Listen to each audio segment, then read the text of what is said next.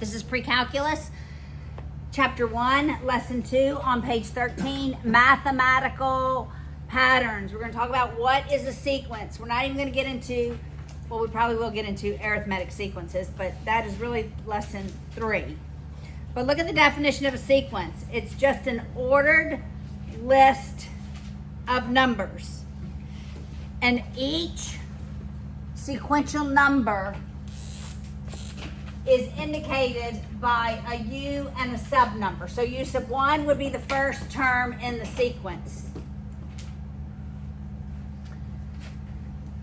U sub 2 would be the second one, such that your X coordinates are going to be the sub numbers. And your Y coordinate is going to be whatever the number in the sequence is. It will be the actual number in the sequence if we were counting by twos.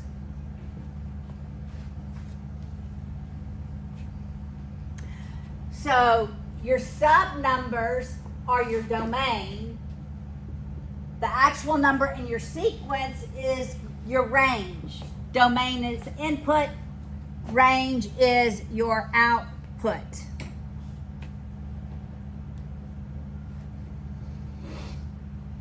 And most sequences have an infinite number of terms. That's why we have the dots at the bottom of page 13 on them. Does that make sense? Sequences can be finite, but I don't know that we'll deal with any finite sequences. Finite meaning they end, they begin and they end. What we did in the previous lesson had an ending to it. All right, so look on the top of page 14. So the first term is U sub 1, the second term is U sub 2. All the way to U sub n. So U sub n just represents some position in this sequence. The term before U sub n is going to be U sub n minus 1. The term after U sub n is going to be U sub n plus 1. Does that make sense?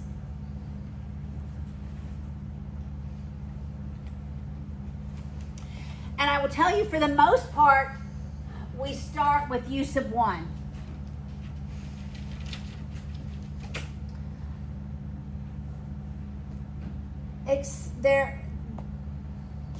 There is in computer science, they typically start with sub 0, and with physics, when we get to physics problems, we may start with U sub 0 because it will be situations like before we toss a ball, it's 5 feet above the ground.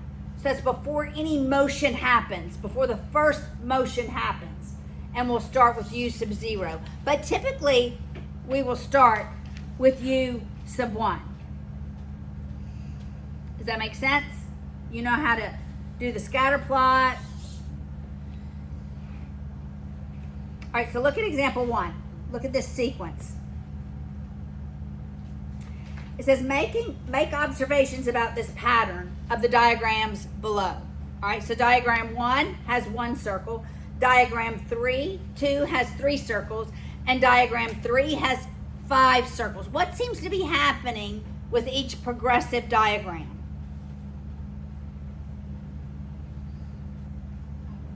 Adding 2 circles. So U sub 4 would be how many circles? 7. So if I wrote this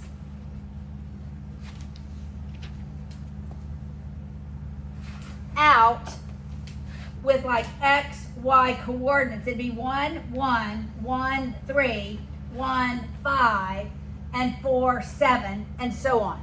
Such that each time we're increasing the number by 2, right? Increasing by 2, increasing by 2. That is an arithmetic sequence when you're increasing by the exact same number. And we could state the domain.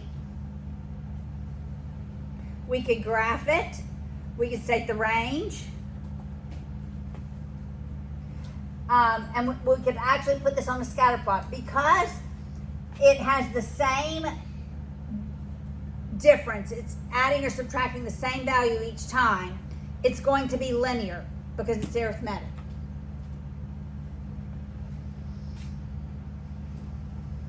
All right, so I could write this as any number in the sequence, any term in the sequence is equal to the previous term plus 2. I could write a generic equation like that. This is actually called the recursive form for the arithmetic one. You have to know the previous term and your common difference, what you're doing each time. It's called your common difference.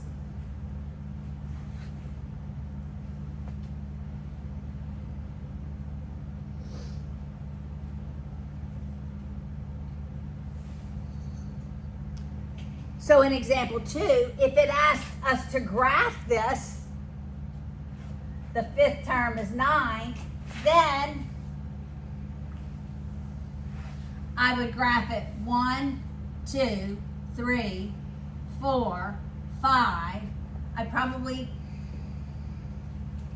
would count by 2s just because. 2, 4, 6, 8, 10. And the first term is 1. The second term is 3. The third term is 5. The fourth term is 7. And the fifth term is 9. So I could graph the sequence. Your X's are going to count by 1s. Your Y's are really going to dictate your common difference.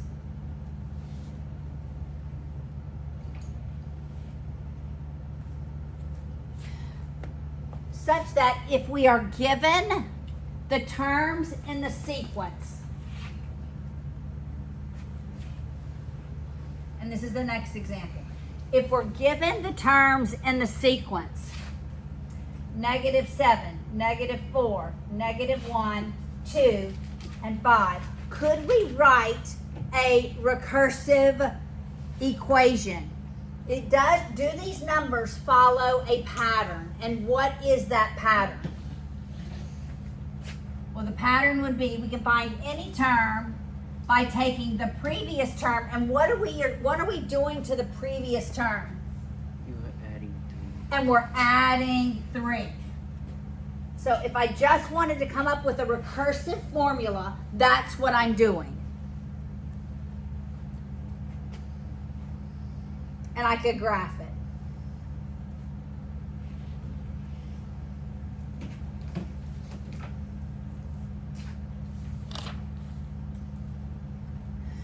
With recursive patterns, you can always predict or know the next value if you know 2 things: the previous term and what we're doing to all of the previous terms to get to the next one. That's how you get, it's recursive. It recurs over and over again. Make sense?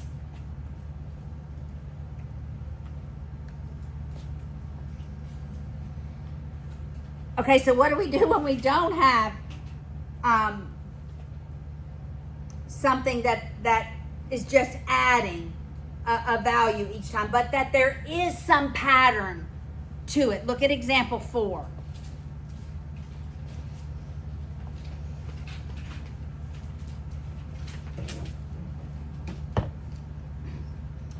It says a ball is dropped from a height of 9 feet. So before the ball begins traveling, this is physics, all right? Before the ball begins traveling, this is when we're going to start at u sub 0. The ball is at 9 feet.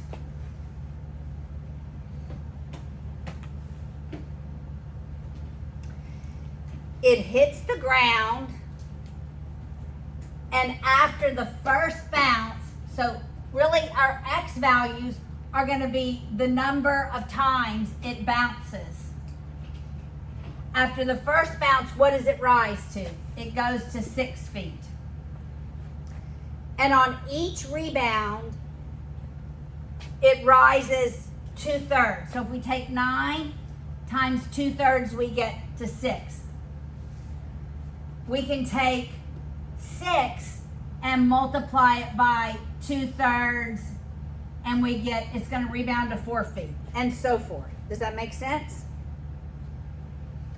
So, can I come up with a recursive form? Is there some pattern to this? Okay. So how do I get to the next term? I take the previous term, and what do I do to it? You Multiply multiply. by 2/3. So I can come up with a pattern for this, all right? And I want us to do this in our calculators. I want us to write this in our calculators. We have to change the mode. All right, so everybody go to mode. Mode. Go down to function.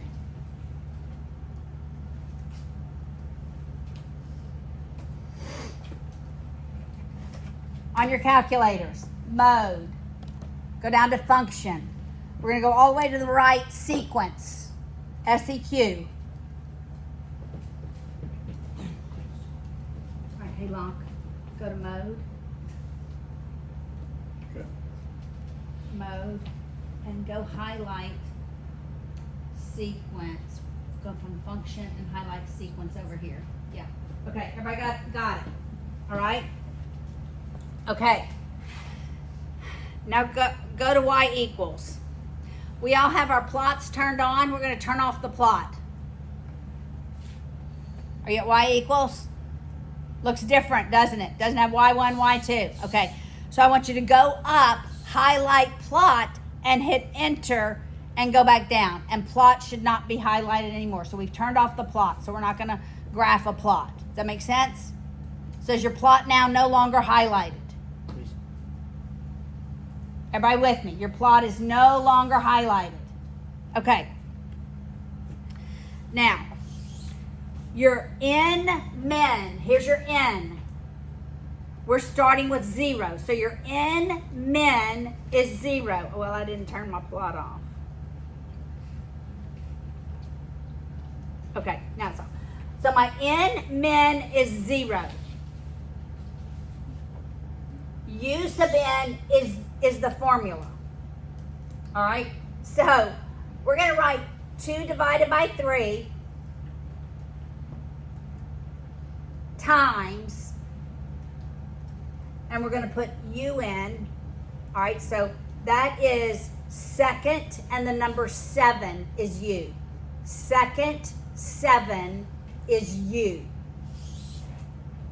So you did 2 divided by 3 times, and then you did second 7 is u. Open parentheses. N is your variable.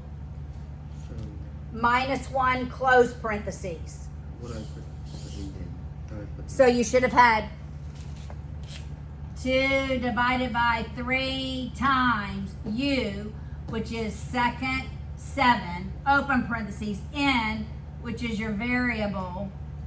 Minus 1 close. That's what you should have. All right. What is your UN min? That's your minimum output. It's 9. So your U sub n min, that's the smallest output, is 9. Does everybody have that? So you have 0, 2/3 U, n minus 1, and then you have 9 in your calculator. Just those 3 things. Everybody have that? Yes?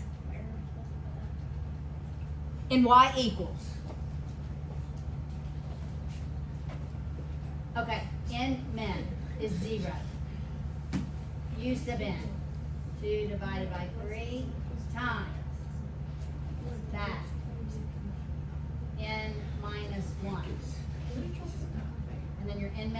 put 9. There we go. All right, so does everybody have this? Got it. Okay. Now, let's think about this. We could graph it, or we can go see, like on the 5th bounce, how far it rebounds. So you can look at that instead of graphing it by looking at second graph, which gives you a table. Let me see your tables. Is 1 the smallest number? I got an error.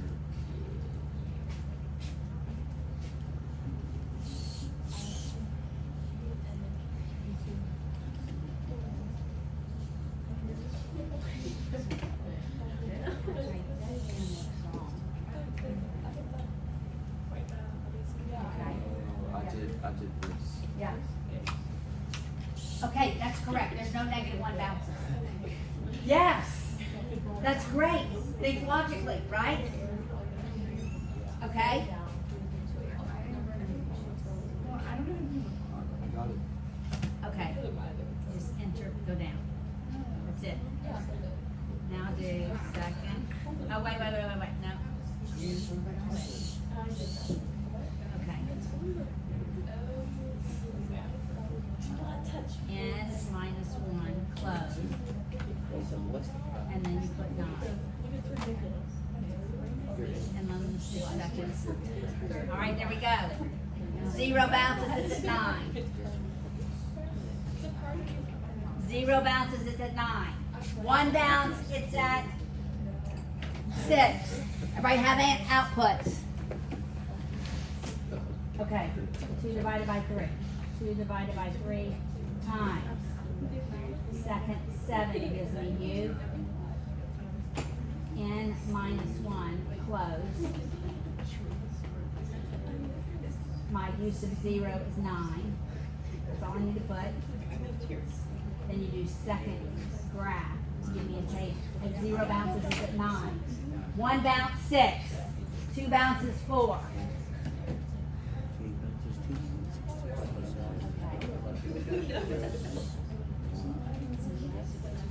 Ah. N -1, close. Lots off. There we go. Yeah, perfect. There's no -1 bounces. Okay, and then if I hit graph, will it graph? It should graph it, yeah. But I don't know what your window is. Okay, everybody got it? I feel like everybody's got something. Yes? All right, so you can do second table to see, okay, after the 7th bounce, how high does it rebound? How high? 0.52675. Right? And you can keep going down. After the 14th bounce, how high does it rebound? Okay, you get it? So you can go find the outputs for your inputs. If you can come up with a recursive formula, and I ask you, after the 25th bounce, you go to 25. Makes sense? Yeah, that means it's barely getting off the ground. Okay, I'm glad you said that. All right, so when you have like 2.4 e to the negative something, okay, when you have that, I want you to read that as 0. Because what's the negative up here? 17. What? We'll say 17. That means there are 17 zeros before there. You get it? That means it's so small we can't even measure it, but your calculator can. That's when the ball goes. You know, I mean, and that's what a ball does. But literally, I want y'all to see that as 0. All right? Okay. We just have a few more minutes. Look at example 5. 6 and 7. We have to look at this real quickly. All right, so look. If the starting salary for a job, that means before you walk on the job, you're guaranteed $20,000 a year. Well, that's how adulting works. So before they guarantee they're going to pay you. So that's U sub 0. We're starting out at U sub 0. All right, and you're guaranteed a raise of $2,000 at the end of each year. All right, so that at the end of your first year, what are you going to be making? 22,000, right? And so forth. Can we come up with a recursive form? What would be the recursive form? If I'm guaranteed $2,000 raise every year, I take the previous year, and what am I going to add to it for the next year? 2,000. All right, so I could in my calculator go to y equals, my n-min is 0. Here's my un, so that's my n-min. This is my u sub n, and 20,000 is my un-min. I could put that in my calculator and go find what I'm going to make in 10 years by doing second graph, which is table graph. When I do second graph, I could find out what I'm going to be making after the 10th year. Make sense? The other two problems are the same way, the last two problems. And you can read through them. It talks about chords in a circle and how many regions it divides it into. Okay, let's look at that one real quick. That one's harder. Okay. Really quick, y'all. Okay, we start with one chord. One chord has two regions. 2 has 4. 2 has 4. 3 has 7. And 4 has 11. So look, we're not adding the same value each time. So here we're adding 2.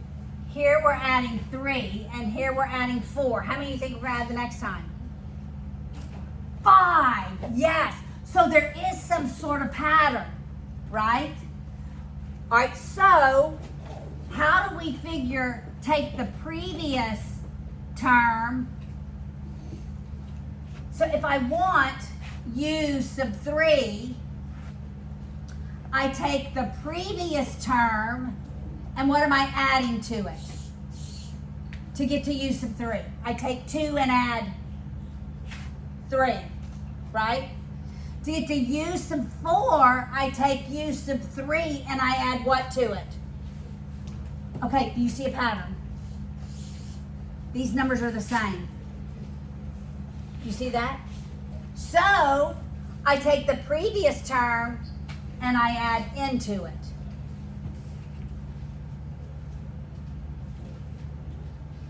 You see it?